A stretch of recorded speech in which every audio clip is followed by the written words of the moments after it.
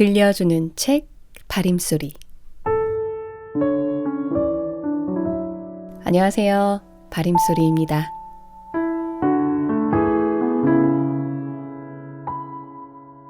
오늘은 특별히 시 낭송으로 문을 열어보겠습니다.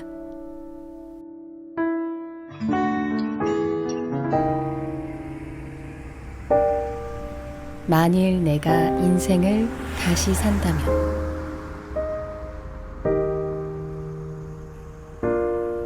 만일 내가 인생을 다시 산다면 이번에는 용감히 더 많은 실수를 저지르리라. 느긋하고 유연하게 살리라. 그리고 더 바보처럼 살리라. 매사를 심각하게 생각하지 않을 것이며 더 많은 기회를 붙잡으리라. 더 많은 산을 오르고 더 많은 강을 헤엄치리라. 아이스크림은 더 많이, 그리고 콩은 더 조금 먹으리라. 어쩌면 실제로 더 많은 문제가 있을 수도 있겠지만 일어나지도 않을 걱정거리를 상상하지는 않으리라. 네, 시는 나딘 스테어의 시 만일 내가 인생을 다시 산다면입니다. 이번에 소개할 책과 아주 밀접한 관계가 있고 또 책에 이 시가 수록되어 있어서 이 시와 함께 시작해 보았습니다. 오늘 소개할 책의 저자가 방금 들려드린 시를 너무 좋아해서 이 책의 제목으로 가져다 썼다고 합니다. 네, 이미 눈치 빠르신 분들은 책의 제목을 떠올리셨죠? 맞습니다. 이번에 소개할 책의 제목 역시 시와 같은 제목인 만일 내가 인생을 다시 산다면입니다. 저는 책의 저자인 김혜남 작가의 30살이 심리학에게 묻다를 통해서 작가님을 알게 되었습니다. 작가님의 소개를 잠깐 하자면 이미 여러 베스트셀러를 써내신 기성 작가시면서 정신분석 전문의로 병원을 운영하셨습니다. 만일 내가 인생을 다시 산다면은 43세 나이에 파킨슨 병을 진단받고 병마와 사투를 벌이다가 어떤 깨달음을 담은 책이라고 합니다. 사실 서점에서 여러 책 중에 이 책의 제목을 보고 저는 그다지 특별하지 않았던 제목으로 보였던 책이었습니다. 하지만 김혜남 작가님의 책을 몹시 흥미롭게 읽었던 적이 있어서 작가님의 이름을 보고는 궁금해서 이 책을 꼭 읽어봐야겠다라고 생각하게 됐습니다. 호기심에 들었던 책을 읽으면서 고개를 몇 번 끄덕이고 은연중에 맞아를 몇 번 반복하고 또 다짐까지 하게 만들었던 책입니다. 책 속에는 간직하고 싶은 문장들이 매우 많았는데요. 그만큼 책을 보면서 공감을 많이 했던 것 같아요. 그럼 이 책에서 인상 깊게 읽었던 부분 일부를 낭독해 드리도록 하겠습니다.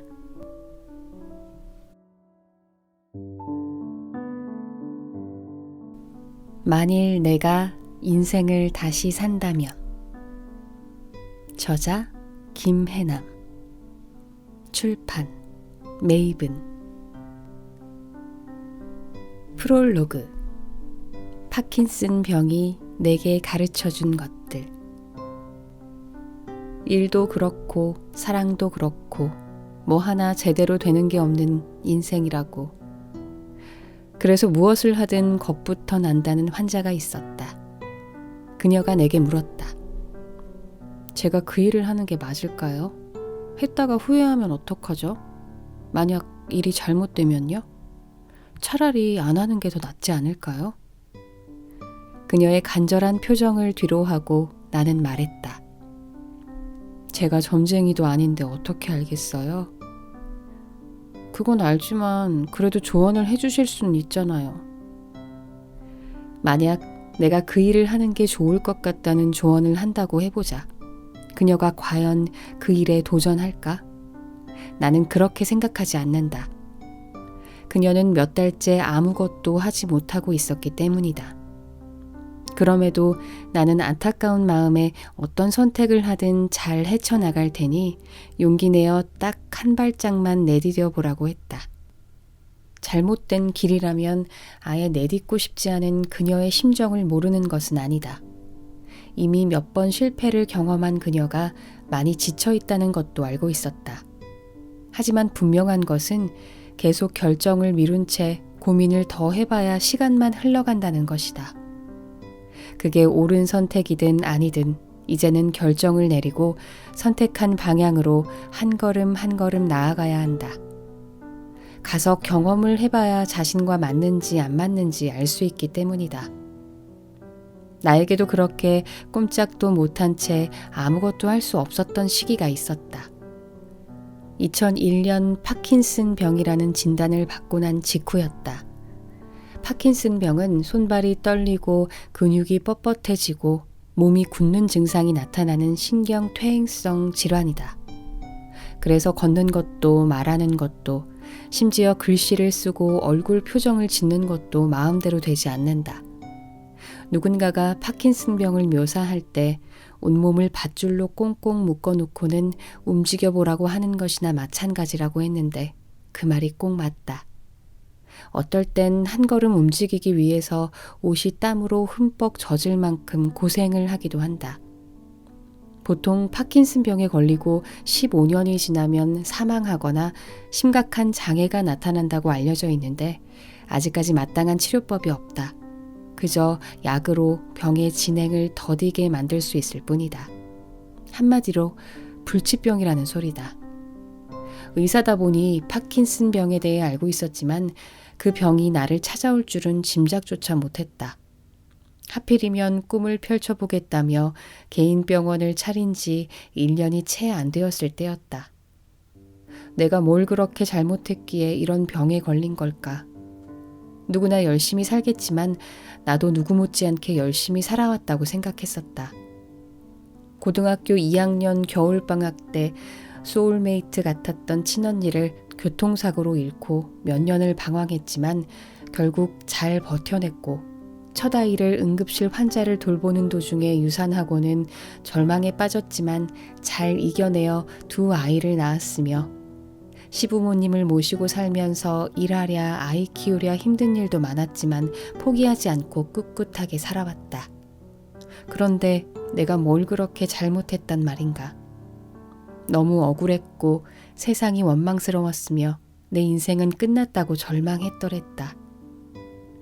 게다가 파킨슨병 환자들이 겪는 끔찍한 고통을 내가 과연 견뎌낼 수 있을까 두려웠다. 그래서 아무것도 못하고 침대에 누워 천장만 바라보았다.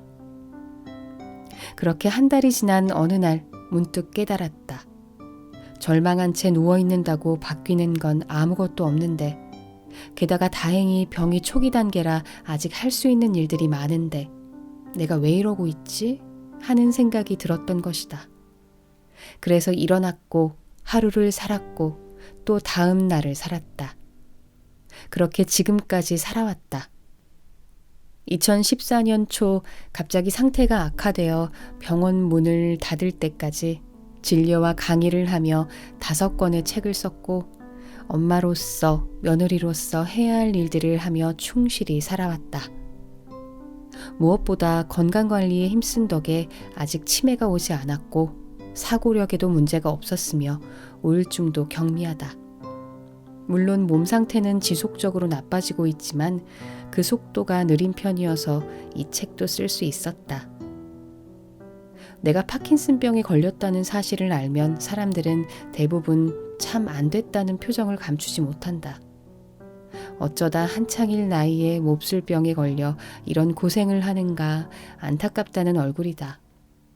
그러나 나는 괜찮다.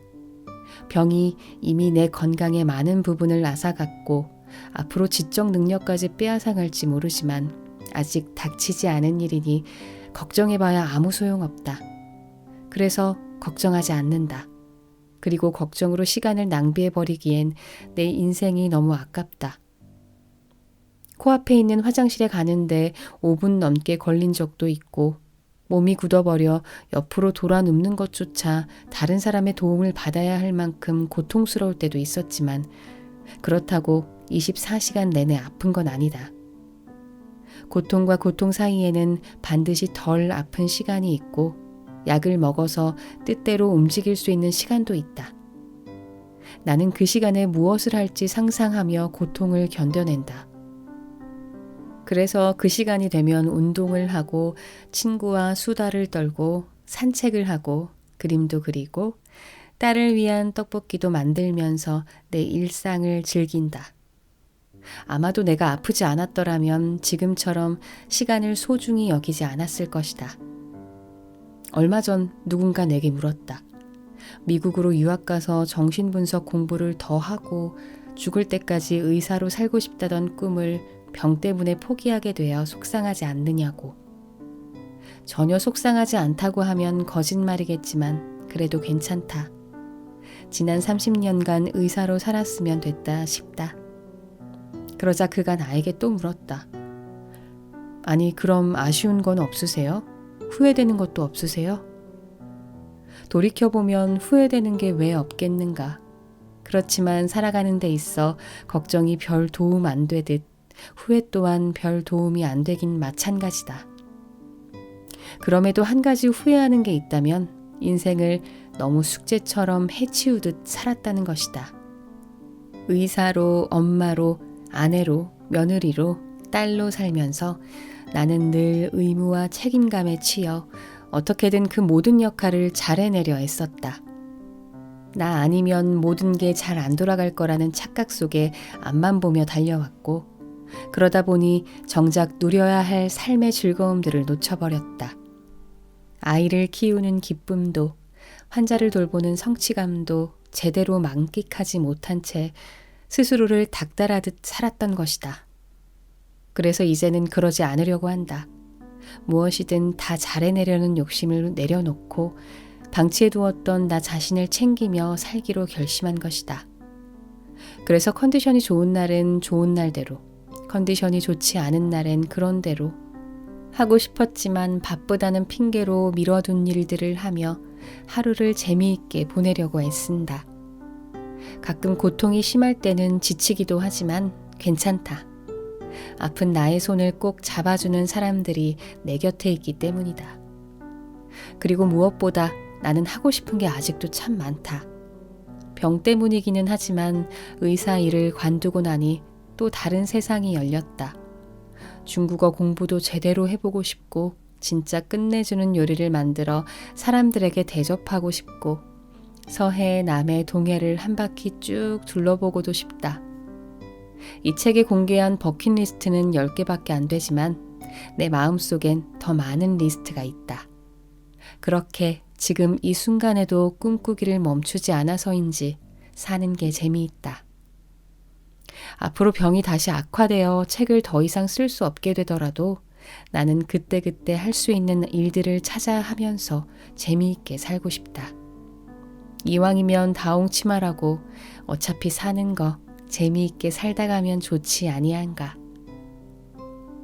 2015년 봄날에 김혜남. 챕터 1. 30년 동안 정신분석 전문의로 일하며 깨달은 인생의 비밀. 딱 한 발짝만 내디뎌 볼 것. 아, 한 발짝이구나. 내가 가려는 먼 곳을 쳐다보며 걷는 게 아니라 지금 있는 자리에서 발을 쳐다보며 일단 한 발짝을 떼는 것. 그것이 시작이며 끝이다. 그렇게 한 발짝 한 발짝 내딛는 데 집중하다 보면 어느새 목적지에 도착해 있는 나를 발견하게 되는 것이다. 흔히 높은 계단을 오를 때 저 위를 보고 가면 못 올라간다는 말이 있다. 분명 많이 올라왔는데 계단 끝까지 가려면 아직도 멀었다는 사실에 절망하여 주저앉게 되기 때문이다.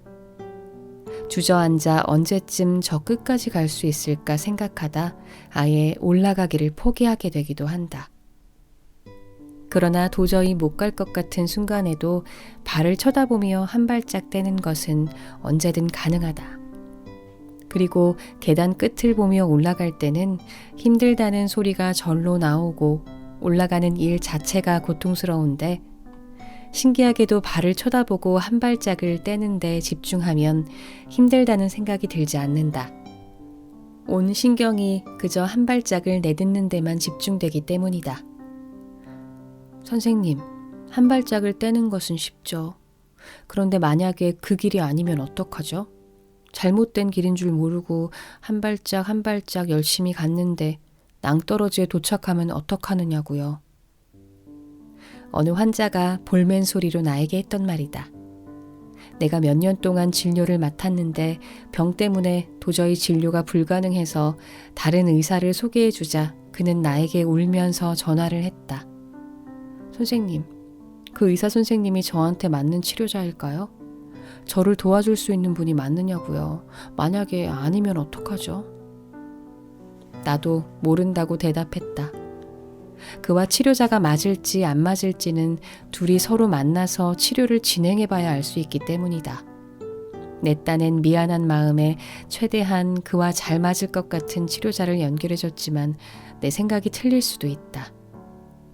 만약에 잘 맞으면 계속 그 의사 선생님과 치료를 진행하면 되고 안 맞으면 다른 치료자를 찾아가면 되죠. 그런데 지금처럼 울면서 아무것도 하지 않으면 당신의 상태가 더 나빠질 거라는 건 확실해요. 정말 미안하지만 내가 더 이상 당신을 진료할 수 있는 상황이 아니니까요. 이 길이 맞을까, 저 길이 맞을까, 우리는 늘 선택의 기로에 서게 된다. 그런데 분명한 것은 어떤 길로 가는 게 맞을지는 모르지만 걸어간 길을 내 것으로 만드는 것은 나의 몫이다. 배우자를 찾는다고 했을 때 그와 나와 맞을지는 누구도 모르는 거다. 연애할 때는 괜찮았는데 막상 결혼하고 보니 안 맞을 수도 있다. 그럼에도 배우자를 내 남편 혹은 내 아내로 만들어가는 건 내 몫이다. 물론 선택한 길이 틀릴 수도 있고 최선을 다했는데도 낭떠러지에 도착할 때도 있을 것이다. 하지만 그게 두려워 한 발짝도 떼지 않으면 영영 아무 데도 못 가게 된다. 그리고 내 경험상 틀린 길은 없었다. 실패를 하더라도 실패로부터 무언가를 배우면 그것은 더 이상 실패가 아니었고 길을 잘못 들었다 싶어도 나중에 보면 그 길에서 내가 미처 몰랐던 것들을 배움으로써 내 삶이 더 풍요로워졌다. 때론 내 뜻대로 흘러가지 않는 인생 때문에 화가 난 적도 있지만 분노의 힘이 나를 살게 한 적도 있다. 그러므로 가장 빠른 직선 코스로 가야 한다는 강박관념만 버린다면 한 발짝을 떼는 것에 대해 두려움을 가질 이유는 없다. 남보다 빨리 목적지에 도착해봐야 그 기쁨을 같이 나눌 사람이 없다면 오히려 그게 더 슬픈 일이다. 그러니 어떤 순간에도 삶을 포기하지 말고 용기 내어 일단 한 발짝만 내디뎌 보라. 나는 화장실에 가기까지 5분이 걸렸지만 도착한 순간 해냈다는 기쁨에 환호성을 질렀다. 당신이 누구든 어떤 상황에 있든 한 발짝을 내디딘 순간 알게 될 것이다. 용기 내기를 참 잘했다는 것을. 챕터 2. 환자들에게 미처 하지 못한 꼭 해주고 싶은 이야기. 내가 열등감을 가지고도 즐겁게 사는 비결. 한 여자아이가 있었다. 집에 놀러온 손님들은 그 아이를 보면 농담 반 진담 반으로 그랬다. 이 집은 왜 셋째 딸이 제일 안 예뻐? 큰언니와 둘째 언니 그리고 여동생은 얼굴도 조망만하고 하얀 피부에 눈도 큰 미인이고 남동생은 누가 봐도 잘생겼는데 셋째 딸인 여자아이는 자기가 봐도 그다지 예쁜 구석이 없긴 했다. 그래서 여자아이는 자기가 너무 못생겼다고 생각했고 더 나아가 자신이 늘 부족하다고 여겼다. 그러다 보니 사람들 앞에 나서는 게 점점 두려워졌다. 사람들 앞에만 서면 자꾸 떨려서 발표도 잘 못했다. 그래서 학창시절 반장 같은 걸 해본 적이 단 한 번도 없었다. 그 여자아이는 바로 나다. 어쩌다 사람들에게 이야기를 하면 모두 깜짝 놀라곤 했다. 에이, 설마요?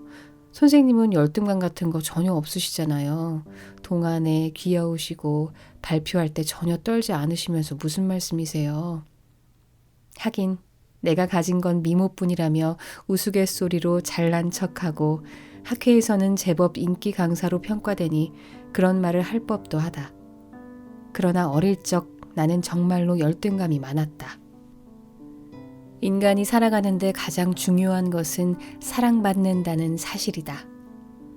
그런데 외모를 보면 예쁜지 안 예쁜지부터 따지는 세상에서 예쁘지 않다고 평가받는 것은 여자아이에게 굉장한 수치심을 불러일으킨다.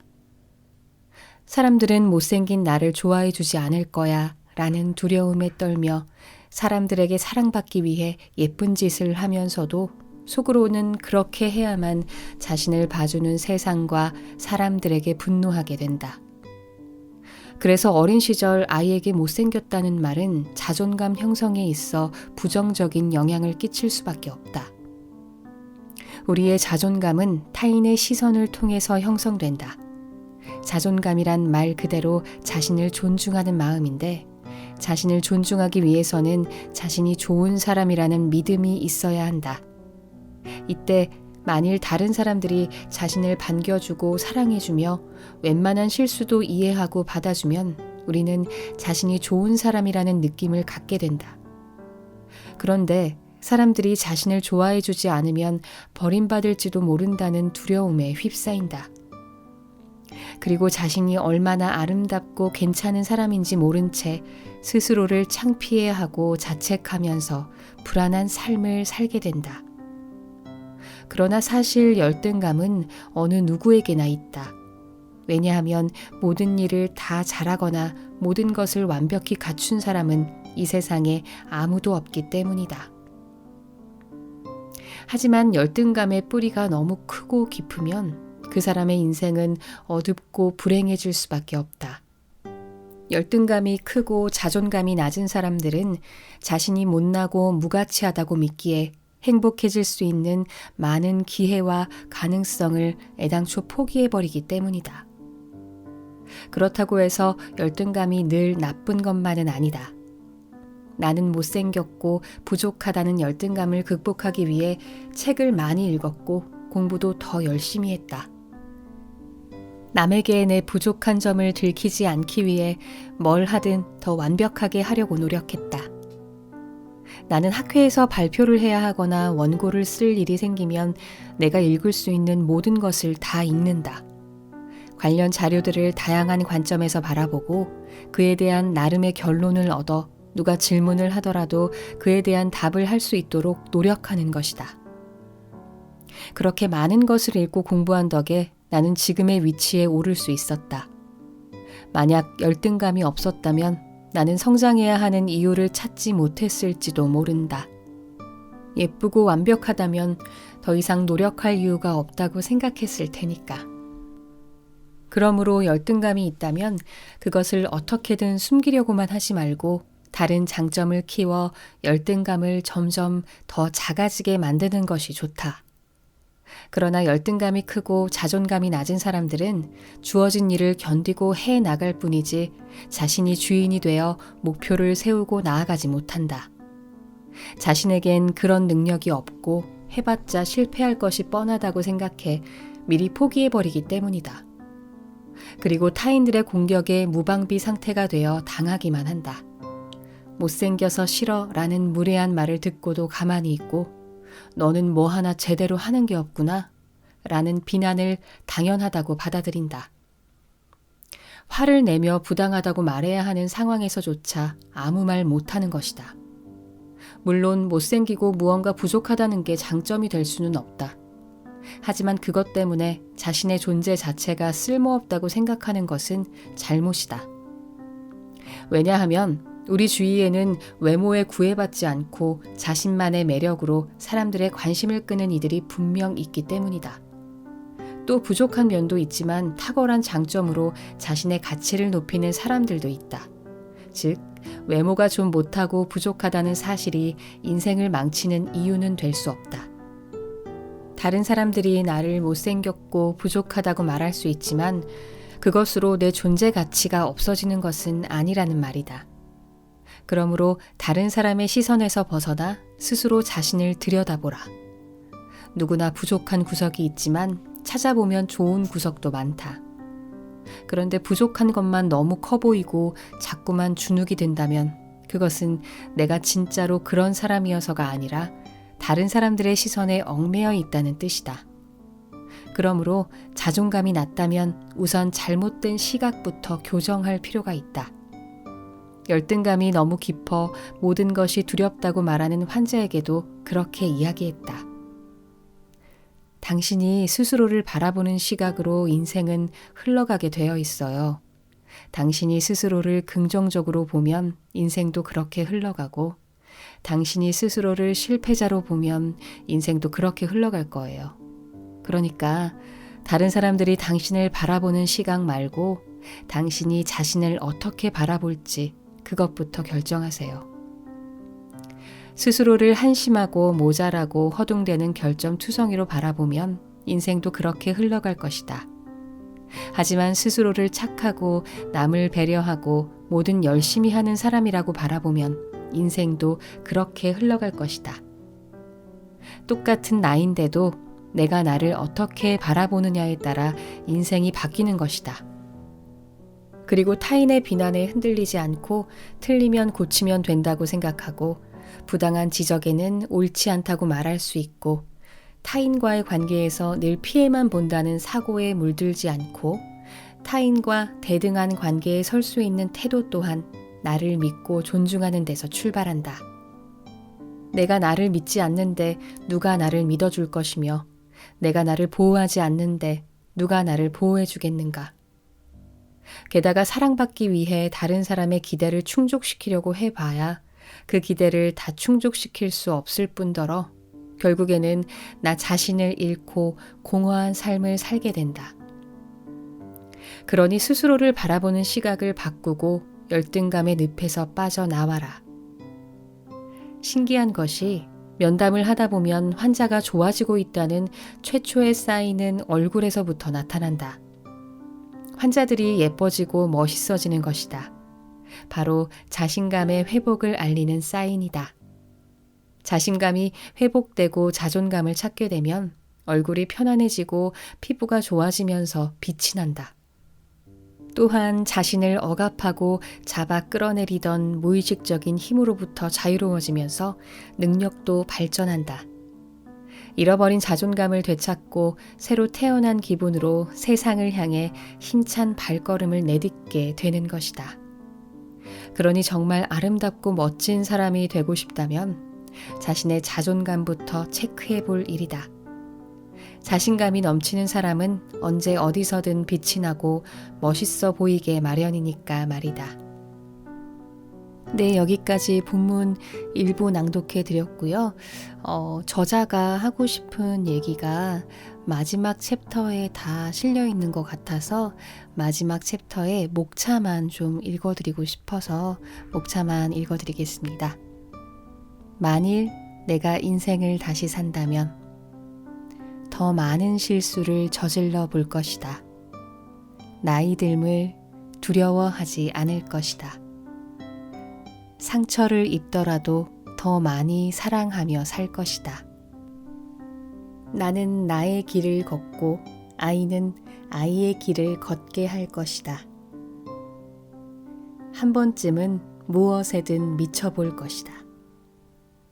힘든 때일수록 유머를 잃지 않을 것이다. 어떤 순간에도 나는 나를 믿을 것이다. 그리고 조용히 죽음을 맞이할 것이다. 저자는 하나의 문이 닫히면 또 하나의 문이 열린다고, 그러니 더 이상 고민하지 말고 그냥 재미있게 살라고 말합니다. 그래서 책을 덮고도 한참 여운이 가시지 않았습니다. 항상 오지도 않은 먼 앞날을 생각하고 걱정했던 조금은 무겁고 조급했던 마음이 한결 가볍고 여유로워짐을 느낄 수 있었습니다. 여러분도 지금부터 지금 이 순간에 집중하면서 하루하루 즐겁게 지내보는 건 어떨까요? 그럼 만일 내가 인생을 다시 산다면 소개를 마치도록 하겠습니다. 오늘도 들어주셔서 감사합니다. 여기까지 바림소리였습니다. 아주 많이 행복하세요.